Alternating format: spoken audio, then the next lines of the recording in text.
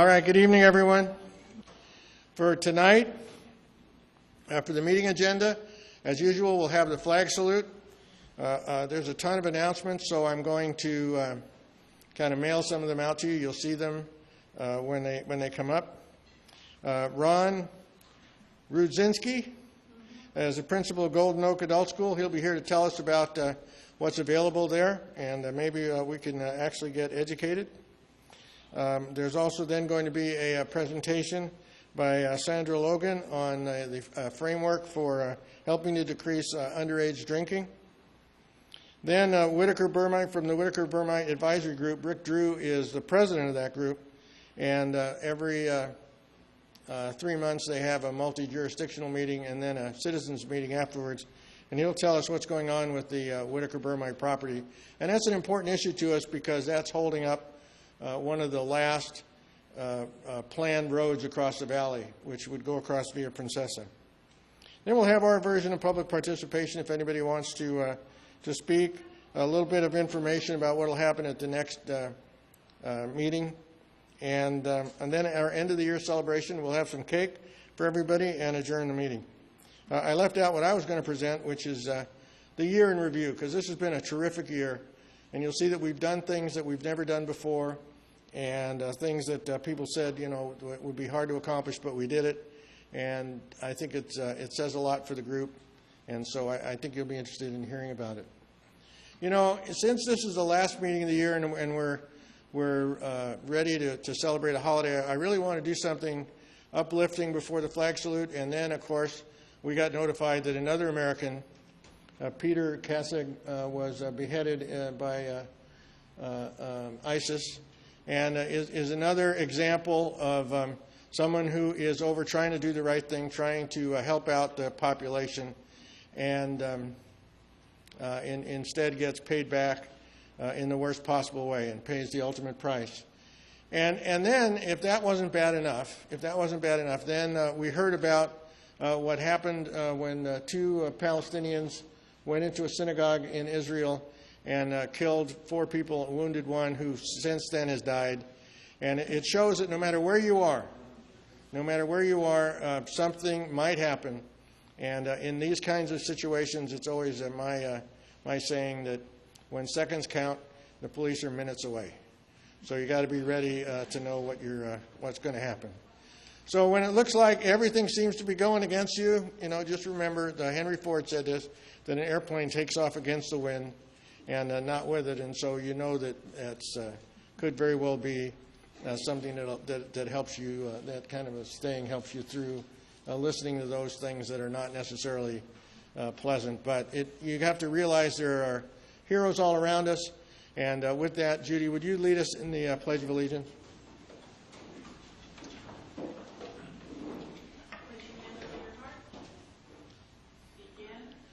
I pledge allegiance to the flag of the United States of America and to the republic for which it stands, one nation, under God, indivisible, with liberty and justice for all. Thank you. For announcements, you might have seen this in the city. We'll be talking about this a lot after the first of the year, but in the Signal they had this article and it said crime rate down in the city, and I put a question mark after it because what Mr. Holt did was he said, you know what, despite the fact the population has increased, Santa Clarita's violent crime dropped 19% in the last measured year, 37% drop in rapes, 26.5% drop in aggravated assault, and 18% drop in motor vehicle theft. Now, when they talk about this, they say this is according to FBI numbers, as if it was the FBI that really kept track of this stuff. But it isn't.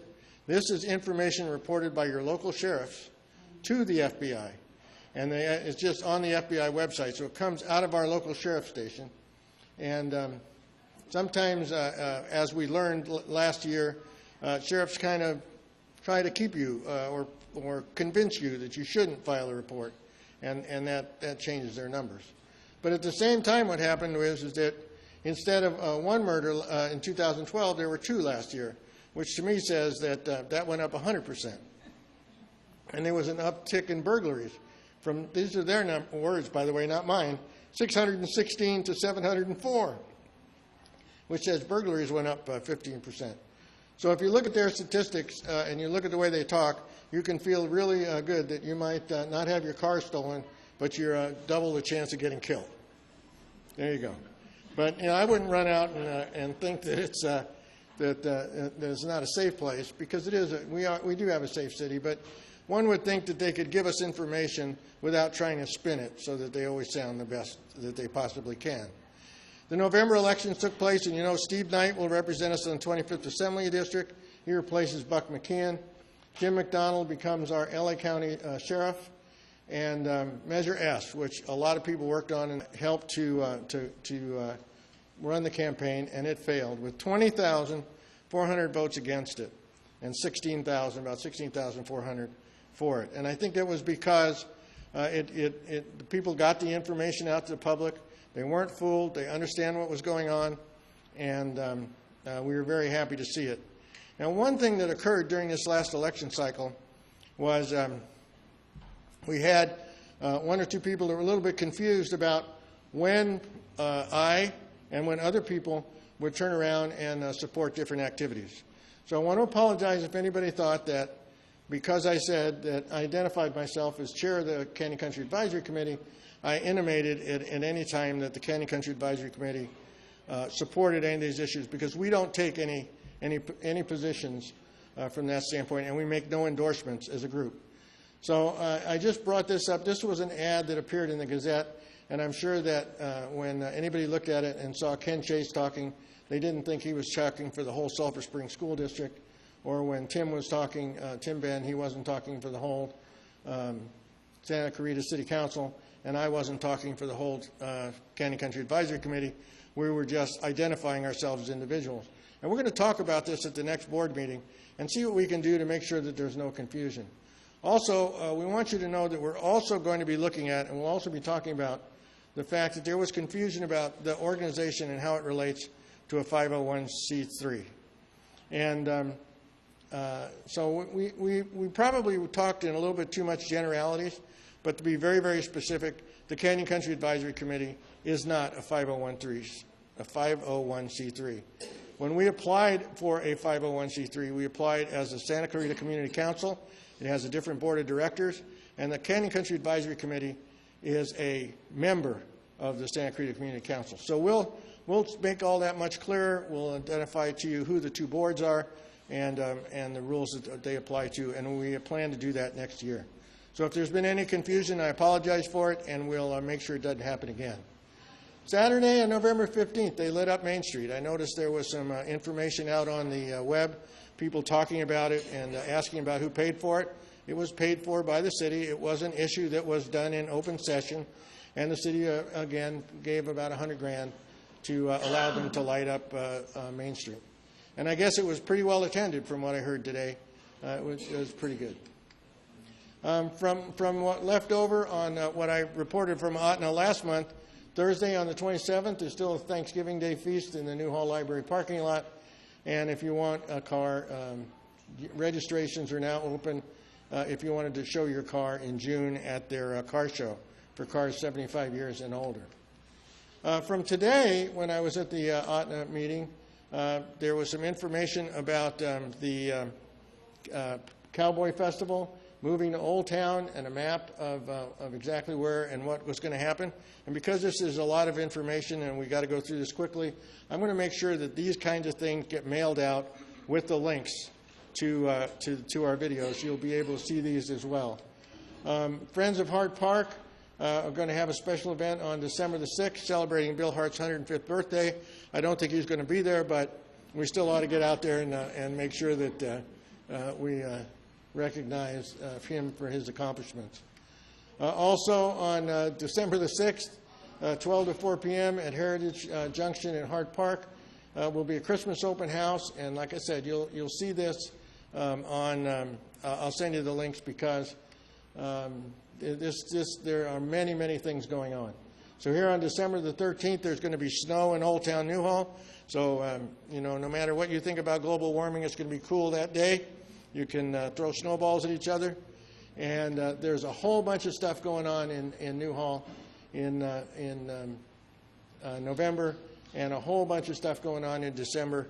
And that stuff will go out to you, and you'll be able to decide exactly what you want to attend.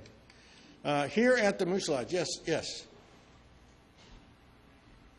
Is there any stuff happening in Canyon Country? Well, this was stuff happening in Newhall. I know, but I just thought I'd ask. I knew you would ask that question. And also, I noticed this is all put together and published, those last two by the city, so we'll talk about that at our next board meeting. Here at the Moose, they are doing an event where they are trying to put together food for the needy, and food are going to be collected here through December the 15th. There's a collection part inside the bar, so if you want to contribute, you can at any time. And also, there is a Christmas party here every year on December, and this year it'll be on December the 20th. It's a kids' Christmas party. Every child gets a gift, and again, they're also collecting gifts or cash to help support that. So if you feel that that's a worthy cause, I'd ask you to help contribute. There's our attendance statistics. You can see we had 63 people here last week. That happened to be for the McDonald's Strickland event, and that big jump, that 123, was for the night. I'm sorry, the 63 was for the McDonald Tanaka event. That's a misprint on there, and the 123 for the night Strickland event, and we outdrew every event of that type here in the city. I was really happy to see that. Looking at our video statistics, you can see that they jumped up. I was kind of surprised they jumped up to 53 for the last meeting. And to show you that our video statistics are absolutely a bad indicator of who's going to win the election, it was Tanaka that had the 53 and McDonald that had something like 20. So there you go. You can't use that as an indicator, but it shows that people are watching, and we'll continue to look at it. Anyway, we'll be reporting on all this stuff in January. If there are other issues that you think are important, let us know, and we'll put them on the agenda. We'll explode them out. I know we're going to talk about the city survey. We'll talk about crime statistics. We'll finally talk about a business improvement district. We'll do all those kinds of things. And we'll also talk about what happens at this next city council meeting as far as whether the council is receptive to agendizing those two issues, the issue of rezoning the previous open space that is now business park back to open space, and whether they are willing to talk about rescinding the billboard relocation overlay zone. So we'll let you know what that is. But besides that, this is that time of year. So we want to wish everybody a very merry and happy holiday season with, let's see, we'll do all of the non-politically correct stuff. We'll say Happy Thanksgiving, Merry Christmas, Happy Hanukkah, Happy Kwanzaa, Happy New Year. And if I forgot anything, just let me know. But in the meantime, I would thank you very much for attending the Canyon Country Advisory Committee this year. Hope we're going to see you back next January. And in the back of the room, there is our yearly cake. Come on and let's all have a little slice.